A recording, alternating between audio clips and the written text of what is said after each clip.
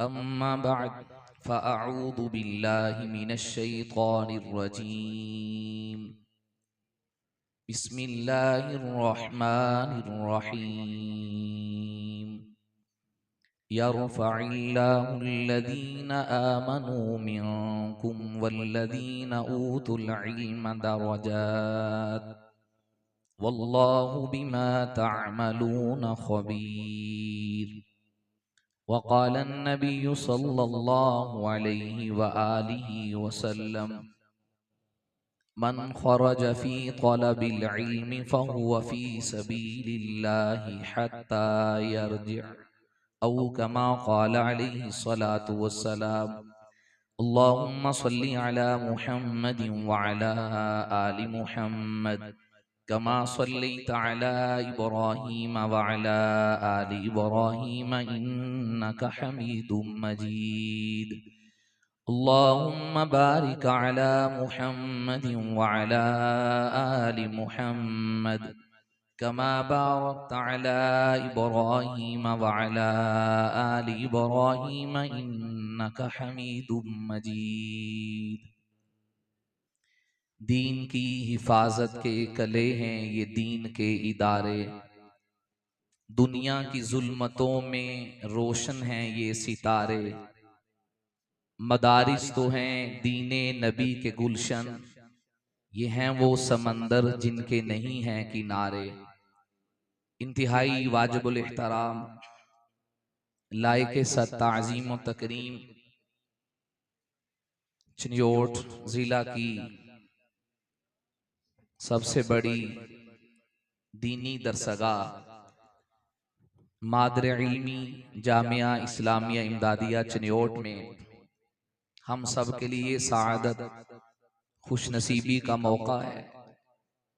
इस वक्त आप स्टेज की दाईं जानिब देख रहे हैं, ये वो चेहरे हैं जो दुनिया और उक़बा सबसे वीआईपी लोग हैं। दोनों जहानों में लिसाने नबूवत के मुताबिक जिन्हें सबसे बेहतर फरमाया गया है, हम सब इस गुलदस्ता में तशरीफ रखते हैं।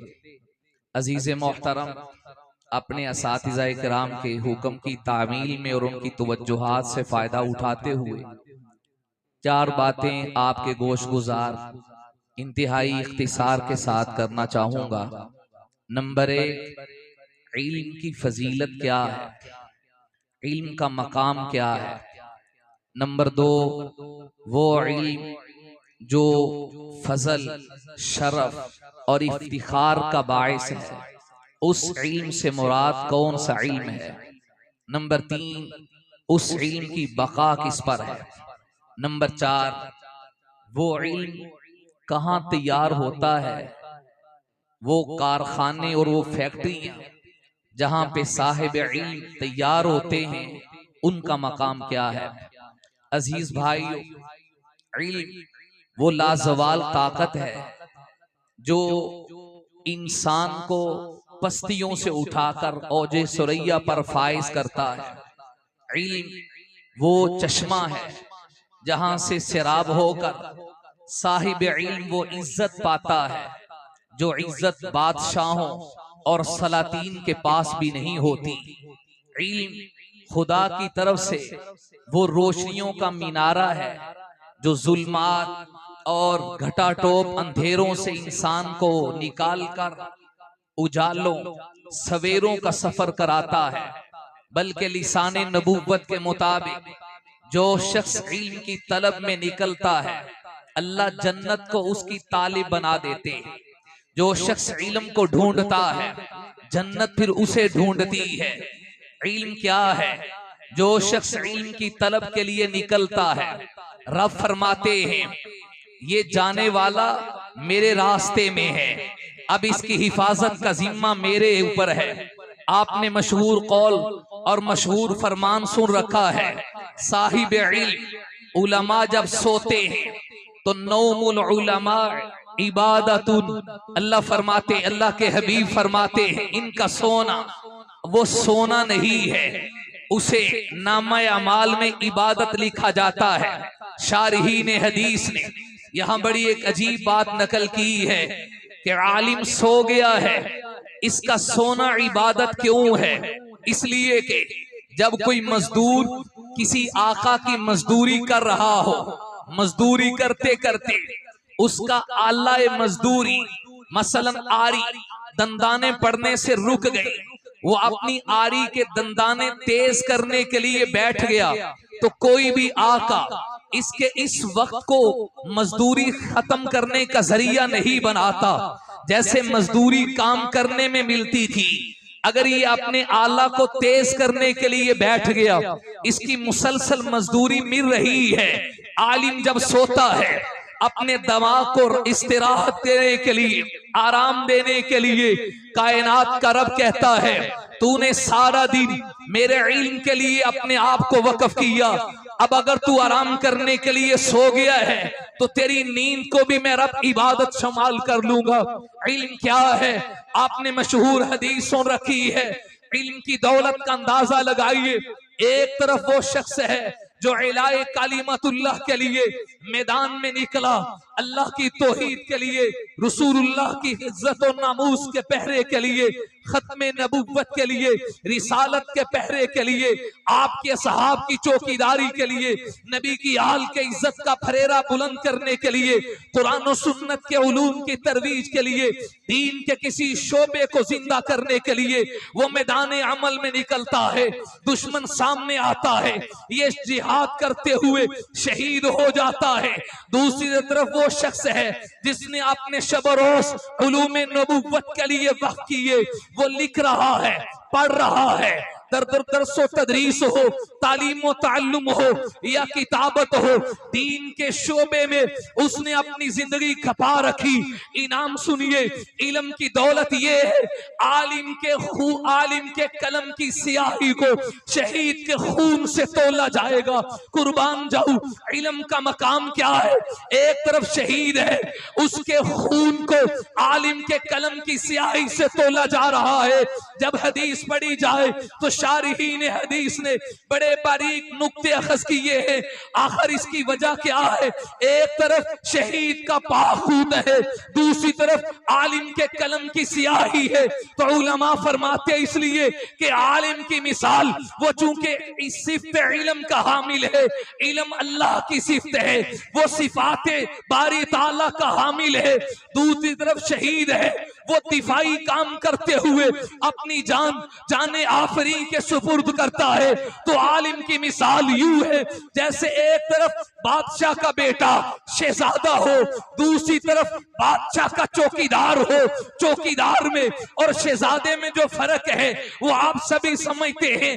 बादशाह बैठा हो, एक तरफ चौकीदार खड़ा है, एक तरफ अपना बेटा शहजादा खड़ा है। बादशाह के इनामात, बादशाह की तवज्जो दोनों में किसकी तरफ ज्यादा होगी? बिल्कुल इसी तरह एक तरफ आलिम है, एक तरफ शहीद है। और बाज ने वजह यह लिखी, शहीद जब शहीद होता है उसके पाखून का कतरा जमीन के जिस हिस्सा पे गिरता है वो उस जमीन को जीनत बख्शता है, जमीन को खूबसूरत करता है। तो शहीद के खून के कतरा ने मट्टी के जर्रों को जीनत बख्शी। लेकिन आलिम दीन वो है, कुरान का इल्म रखने वाला, हदीस का इल्म रखने वाला, ये वो है जो अपने जिस्म से इल्म को निकाल के सिर्फ जमीन के जर्रों का नहीं, खुद इंसानियत को जीनत बख्शता है। आप सामने देख रहे हैं ये असातिज़ा के उलूम के हामिल हैं जिनने अपने सीने में कुरान और सुन्नत के उलूम को जमा किया। आलिम वो है जो इल्म के जरिए इंसानियत को जीनत बख्शता है। किसी ने वजह यूं नकल की, शहीद वो है जब वो शहीद होता है तो दूसरा शख्स जो शहीद के मद्दे मुकाबिल आया, जिसने वार किया, शहीद को शहीद कर दिया, वो वार करने वाला काफिर जहन्नम में जाता है। यक़्तुलून व युक़्तलून, या शहीद के वार से जो मर गया वो भी जहन्नम में गया। दूसरी तरफ आलिम वो है शहीद के वार से दूसरे की जिंदगी खत्म हुई। लेकिन आलिम दीन वो है जब वो इल्म निकालता है तो एक नहीं, इल्म के जरिए हजारों जिंदगियों को जो जिंदगी बख्शता है, हजारों इंसानों को हयात जाविदा का दर्स देता है, हजारों इंसानों को उकबा का राही बनाता है। शहीद वो है जिसके खून का कतरा निकला तो उसने जमीन को जीनत बख्शी। आलिम वो है जिसने नस्ल इंसानियत को जीनत बख्शी। यही वजह है हजरत अली कर्रमल्लाहु वजह असदुल्लाह रजी अल्लाह रिजवानुल्लाह सलातुल्लाह आपका मशहूर फरमान है, रजीना किस्मतल जब्बारी फीना, अल्लाह हम तेरी तकसीम पे राजी हैं। लना इल्मुन वलिल जुहाली मालू, अल्लाह आपने हमें इल्म की दौलत बख्शी, जाहिलों को तूने माल दिया।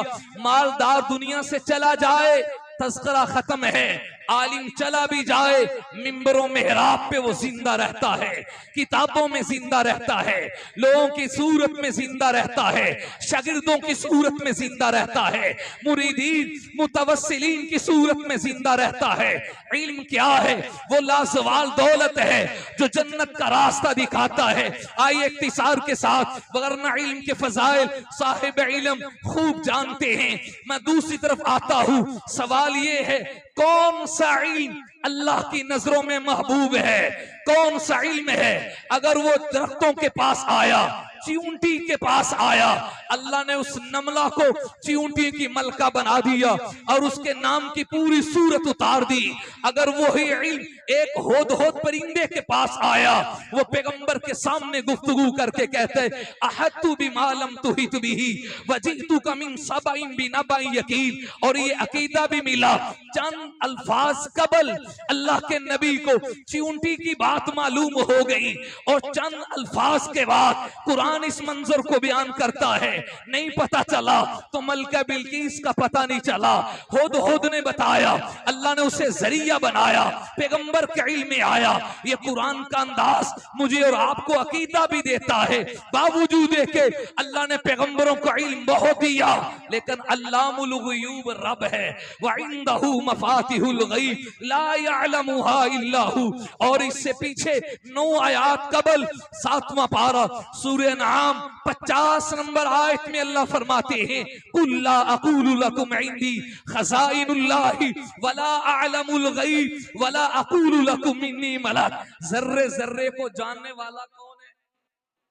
अहले हक के मरकज में बैठकर अल्लाह का नाम बुलंद आवाज से लें। जर्रे जर्रे का इल्म रखने वाला कौन है?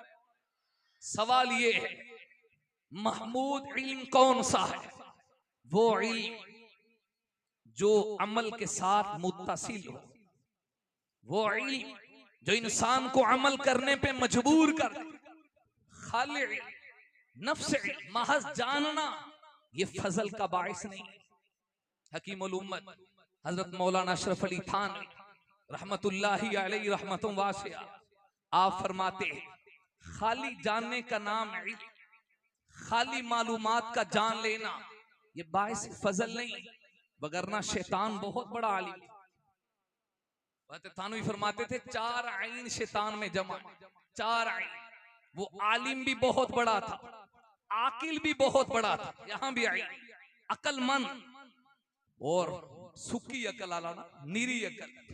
निरी अकल भी बंदे नु तबाह कर देंदी। जो बड़ों के पास से होकर ना आए, मीडिया को देखकर अपनी अकल से फैसला किया, कभी किसी गांधी का शिकार हो गया, कभी किसी अदील का शिकार हो, अदीम का शिकार हो गया, कभी किसी मिर्जियो जेलमी का शिकार हो गया। निरी अकल से काम ना ले, वो इल्म जो बड़ों से निकल कर आए और उनकी ताबेदारी में आए, उस इल्म में आए। उसने अल्लाह के सामने दलील नहीं दी थी खलक़तनी मिन नार व खलक़तहु मिन तीन। अगर बाकी बातों को निकाल दे, महज मिन हैसुल अकल इसकी दलील पे गौर किया जाए तो बहुत बड़ी उसने दलील दी, लेकिन वो उसका इल्म साहिब फजल और उसका ये इल्म उसे साहिब शराफत ना बना सका। आलिम भी था, आकिल भी था, आबिद भी था, एक इल्म की कमी थी कि आशिक नहीं था। अगर आशिक खुदा होता तो ये दलील ना देता कि मैं सजदा क्यों करा। वो कहता आपने कहा है मिजाजे वो सरे तस्लीम खम है जो मिजाजे यार में आए। अल्लाह आपने कह दिया, हमने सर झुका लिया, जैसा कि सहाबा आशिक सादिक थे। हुजूर इशारा करते गए, वो अपनी गर्दनों को कुर्बान करते गए। वो आलिम भी था, आकिल भी था, आबिद भी था, लेकिन आशिक नहीं था। इल्म कौन सा नाफे है, कौन सा इल्म साहिबे फजल बनाता है, साहिब इफ्तिखार बनाता है, साहिब शराफत और करामत बनाता है। आई इसका फैसला भी खुद करने की बजाय लिसाने नबुव्वत से सुनते हैं। आका जान फरमाते हैं लियतफक्कहू फिद्दीन, वो इल्म जो इल्म की समझदारी पैदा करे, इल्म की समझदारी पैदा करे, तफक्को फिद्दीन लाए। और तफक्को फिद्दीन किसे कहते हैं? तफक्को फिद्दीन किसे कहते हैं? आसान लफ्जों में अपने साथिजा का सबक सुनाना चाहूंगा। तफक्को फिद्दीन का आसान मतलब हाल के तकाजे को समझना। इन हालात में दीन का कौन सा तकाजा है, फिर दीन का जो तकाजा हो उस तकाजे के मुताबिक अमल करना, ये तफक्को फिद्दीन। और ये खुद हासिल नहीं होता। तीसरे नुक्ते की तरफ, ये अहलुल्लाह की सोहबत से हासिल होता है, बड़ों की सोहबत से हासिल होता है। खाली सुखी अकल दे नाल हासिल नहीं होता, ये बड़ों की सोहबत से हासिल होता है। तभी तो रहमत आलम, फखरुल अंबिया, ताजदार मदीना, साकी कौसर, शाफी माशर, सय्यदुल अव्वलीन वल आखिरीन सल्लल्लाहु अलैहि वालिहि वसल्लम, खातमुन नबिय्यीन, खातमुल मासूमीन ने दोनों हैसियतों को बयान फरमाया। इन्नमा बुइस्तु मुअल्लिमा, तालीम की हैसियत भी है, ताल्लुम की तरफ इशारा भी है, और दूसरी तरफ इन्नमा बुइस्तु लिउतम्मिम मकारिमल अखलाक, इंसान का तज़किया किया जाए। मेरे नबी ने फिर अपने अमल से साबित किया। सहाबा इकराम को जहां इल्म की दौलत दी, युअल्लिमुहुमुल किताब वल हिकमा, वहीं पे हुजूर ने दिलों का तज़किया किया, तस्फिया किया और उनके दिलों में यूं ईमान को उतारा कि कायनात के रब को भी गवाही देना पड़ी। वलाकिन्नल्लाह हब्बबा इलैकुमुल ईमान, कहीं पर रब फरमाते हैं उलाइकल्लज़ीना इम्तहनल्लाहु कुलूबहुम लित्तक़वा, कहीं पर फरमाया वज़य्यनहु फी कुलूबिकुम। असातिज़ा इकराम की तवज्जो से अपने तालिब इल्माना ज़ौक़ के मुताबिक एक नुक्ता अर्ज़ करना चाहूंगा। यहाँ अल्लाह ताला ने नबी की तरबियत का असर बताया, नबी की तरबियत का नतीजा बयान फरमाया। यूं नहीं फरमाया मैंने ईमान को अला कुलूबिकुम, उनके दिलों पर रखा, वज़य्यनहु अला कुलूबिकुम नहीं, बल्कि फरमाया फी कुलूबिकुम। अला भी हुरूफे जारा है, फी भी हुरूफे जारा है। अला किसी चीज को ऊपर रखने के लिए आता है, अला सख छत पर, फिल मस्जिद, मस्जिद में। इस वक्त आप मस्जिद में हैं, मस्जिद के ऊपर नहीं है। फर्क क्या है? जो चीज ऊपर ऊपर हो उसे जुदा किया जा सकता है, जो चीज अंदर पेवस्त हो जाए उसे जुदा नहीं किया जा सकता। नबी की तरबियत का असर था। यूं नहीं फरमाया वज़य्यनहु अला कुलूबिकुम, मैंने ईमान दिलों पर रखा, दिलों के ऊपर सजाया, बल्कि फरमाया फी कुलूबिकुम। कल को नबी के सहाबा को कोई तारीख के तराजू में न तोले, अल्लाह ने कुरान में गवाही दी, हुजूर की तरबियत का असर दिया। मेरे हाथ पे आप घड़ी देख रहे हैं, ये मेरे बाजू के अंदर नहीं, ये बाजू के ऊपर है। और जो चीज ऊपर हो उसे खोला जा सकता है, जुदा किया जा सकता है। और दिल सीने के ऊपर ऊपर नहीं, वो मेरे सीने के अंदर है। दिल निकला तो जान निकली, दिल निकला तो रूह निकली। अल्लाह ताला ने ईमान को सहाबा के दिलों में पेवस्त करके कहा वज़य्यनहु अला कुलूबिकुम नहीं, फी कुलूबिकुम। क्या मतलब? ईमान सहाबा से जुदा नहीं, सहाबा ईमान से जुदा। वो इल्म मुहतरम है जिस इल्म के साथ अमल जुड़ा हुआ हो। आखिरी बात, ये इल्म मिलेगा कहां से? और वो कारखाने और वो फैक्ट्रियां जहां पे साहिब इल्म तैयार होते हैं, उनका मकाम क्या है? याद रखिए, अल्लाह ताला ने कुरान करीम में ईमान और अमल, इसके दरमियान अल्लाह ने इल्म को रखा है। ईमान और अमल के दरमियान इल्म को रखा है। ईमान तो फिर बुनियाद है, लेकिन ईमान के तकाजों पे अमल कब करें, इसके लिए हमें इल्म चाहिए। इल्म होगा तो ईमान के तकाजों पे अमल होगा। यरफ़इल्लाहुल्लज़ीना आमनू मिनकुम, ईमान की बात है। वल्लज़ीना ऊतुल इल्म दरजात, इल्म की बात है। वल्लाहु बिमा तअमलून खबीर, अमल की बात है। इधर ईमान है, दरमियान में इल्म है, फिर आखिर में अमल है।